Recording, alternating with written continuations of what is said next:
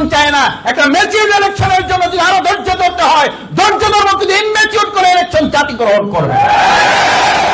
আগামী যে জাতীয় সংসদ নির্বাচন অনুষ্ঠিত হবে, আমাদের ত্রয়োদশ জাতীয় সংসদ নির্বাচন, এই সংসদ নির্বাচন আমরা শুনতে পাচ্ছি যে খুব কাছাকাছি সময় আমাদের তফসিল ঘোষণা হয়ে যাবে। আমরা কাছাকাছি সময় না, আমরা তার চেয়েও আগে ঘোষণা হওয়াটা দাবি রাখছি।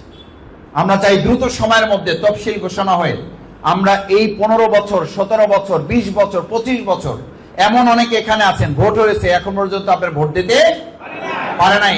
আমাদের সেই ভোটের আগ্রহ আছে না নাই? আমরা সেই ভোট দেওয়ার জন্য দ্রুত সময় তফসিল ঘোষণার দাবি জানাচ্ছি। কিন্তু দ্রুত সময় তফসিল ঘোষণার দাবির অর্থ এই নয়। বাংলাদেশ জামাত ইসলামী জনগণকে নিয়ে 17 বছর লড়াই করেছে। আমরা আমাদের ইনম্যাচিউর করে ইলেকশন চাই না, একটা ম্যাচিউর ইলেকশনের জন্য যদি আরো ধৈর্য ধরতে হয়, ধৈর্য ধরবো, কিন্তু ইনম্যাচিউর করে ইলেকশন জাতি গ্রহণ করবে। আমরা লক্ষ্য করছি কেউ কেউ ইনম্যাচিউর বেনিফিট পাওয়ার জন্য, যেন তেন নির্বাচনের জন্য কেউ কেউ চাপ প্রয়োগ করছেন।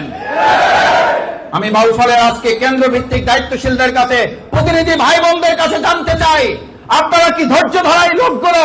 আমরা কি একটা ম্যাচিউর নির্বাচন চাই, একটা ইনম্যাচিউর নির্বাচন চাই? আমরা কি লেভেল প্লেইং ফিল্ড চাই, নাকি আমরা প্রভাব বিস্তার চাই?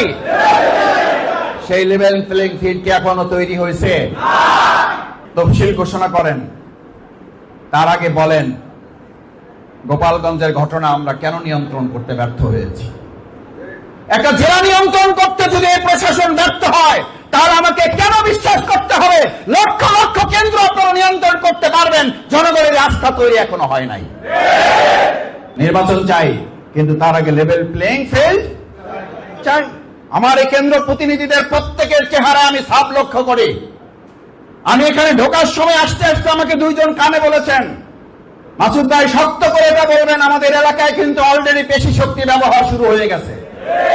আমাদের এলাকাগুলোতে অলরেডি অস্ত্রের প্রদর্শনী শুরু হয়ে গেছে। ফ্যাসিস্ট শক্তির আমলে যারা অস্ত্র ব্যবহার করত, কেউ কেউ তাদের সাথে কাঁধে কাঁধ মিলিয়ে সেই অস্ত্র প্রদর্শনী করে আমাদের ভয়ভীতি দেখানো কেউ কেউ সাহস করছেন। পরিষ্কার কেন্দ্র প্রতিনিধিদের সামনে রেখে বলে যাই, 17 বছর শুধু আপনাদের ওই ফ্যাসিস্ট যারা, তারা না, প্রশাসনের বন্দুকের নলের মুখে আমরা 17 বছরে বাউফলে কাজ করেছি। আল্লাহর রাস্তায় আমাদের পেশি শক্তি এবং অস্ত্রের ভয় কেউ দেখাতে আসবেন না।